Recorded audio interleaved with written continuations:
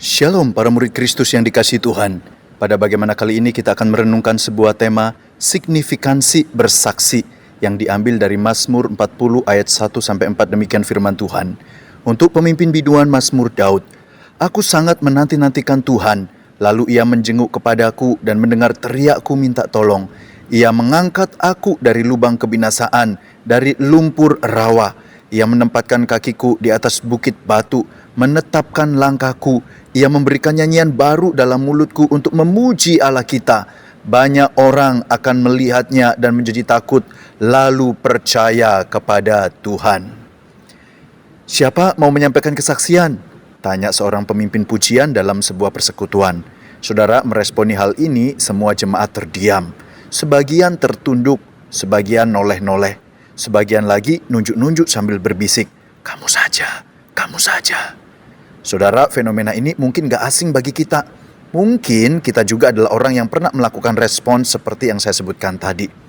Tetapi tahukah saudara bahwa sebenarnya bersaksi adalah panggilan bagi setiap kita dan kesaksian kita sangat signifikan bagi pemberitaan kabar baik bagi sesama. Tuhan Yesus mengatakan dalam Kisah Rasul 1 ayat 8, tetapi kamu akan menerima kuasa kalau Roh Kudus turun ke atas kamu, dan kamu akan menjadi saksiku di Yerusalem dan di seluruh Yudea dan Samaria dan sampai ke ujung bumi. Saudara adalah Daud, seorang hamba Tuhan yang berperan sebagai gembala, raja, pemazmur, dan dia menyadari semua perannya itu tidak lepas dari panggilannya untuk bersaksi mengenai apa yang sudah pernah Tuhan kerjakan dalam hidupnya. Dalam perjalanan hidupnya, Daud pernah, saudara, mengalami berbagai pergumulan, bahkan sampai mengancam nyawanya. Tetapi Tuhan memberikan pertolongan kepadanya lalu meluputkan Daud dari kebinasaan dan membuatnya memiliki keteguhan di dalam Tuhan. Saudara, inilah prinsip bersaksi, yaitu kita menyampaikan dengan sebenarnya apa yang pernah kita alami. Tujuannya adalah seperti yang Daud nyatakan, banyak orang akan melihatnya dan menjadi takut, lalu percaya kepada Tuhan.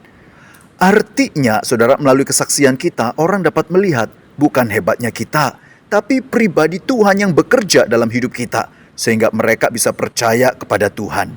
Saudara, bersaksi dalam konteks persekutuan orang percaya.